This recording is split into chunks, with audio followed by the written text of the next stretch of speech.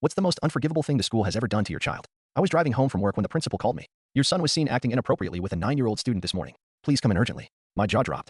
I literally dropped my phone and stumbled haphazardly to his room. My son, Dev, was doing homework. And when he saw me standing there, he got this worried look and asked if everything was okay. I sat down on his bed and asked if there was anything he wasn't telling me. He shrugged his shoulders, so I asked again. And when he shrugged again, I just said it. What's the deal with you and this younger student? He shot back almost confused, asking where this was coming from. That's when I dropped it. I told him about what the principal said. At first, his face went white. I took that as a bad sign, until he opened his mouth.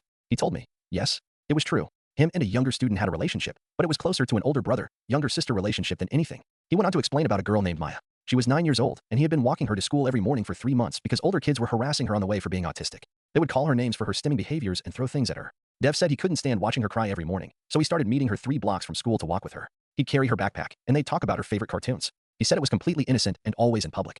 Dev explained he knew how it felt to be different at our school. Dev is the only kid from an Indian family in this school, and he didn't want Maya to suffer alone. When he explained all of this, I actually started to tear up. I told him I couldn't be prouder of the man I raised. I called the principal right away, ready to clear up the misunderstanding, but that's when she cut me off. Predators' families always have excuses. The reporting family insists what they witnessed was inappropriate. She then demanded I bring Dev in for questioning and said the investigation would continue. Honestly, I thought this was fair. They were covering all angles. So I brought Dev to the meeting, but that turned out to be a nightmare. The principal treated Dev like a criminal. She kept making comments about cultural differences while adjusting her pearl necklace. The racial undertones were unmistakable. She showed us security footage of Dev walking with Maya and narrated their innocent interactions as grooming behaviors. When I asked them if they had contacted Maya's parents, she said they weren't going to so they could protect the integrity of the investigation.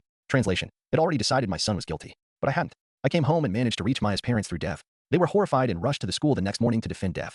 I was at the meeting too. Maya's mother explained they liked Dev walking Maya because of the bullying. Maya's father told the principal she'd made a terrible mistake and demanded they drop the investigation immediately, but the principal shook her head. The reporting family maintains they witnessed inappropriate touching and continues to insist we investigate fully. She placed Dev on suspension. Maya herself was brought in to give testimony. The 9-year-old clearly stated Dev had never touched her inappropriately and only helped carry her backpack. She explained how safe he made her feel and how the bullying stopped when he walked with her. But of course, the principal dismissed her account saying, children often protect their abusers. Dev's grades plummeted as he missed weeks of classes. His AP teachers expressed disgust towards him. People in school began bullying him and calling him names. He had to stop attending classes. Deactivated his socials. We even thought of just moving after someone graffitied our house. The investigation itself dragged on for 2 months. Dev developed severe anxiety and stopped leaving the house except for mandatory meetings. Finally, a whistleblower came forward. A staff member had overheard the family who originally reported Dev, the family who was kept anonymous from us, discussing their real motivation. They were using racist language and explicitly said they wanted that Indian boy out of their children's school.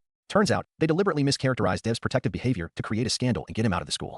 When confronted with this evidence, the entire investigation crumbled. Within 1 week, the principal was forced to clear Dev's name and apologize to my family publicly. But the damage was already done. Other families still whispered, and teachers treated Dev differently. The hostile environment became unbearable. We had to transfer Dev to a different school where he struggled to readjust socially because of what he went through. He still never recovered from it fully and has become scared of forming relationships. I hate that school.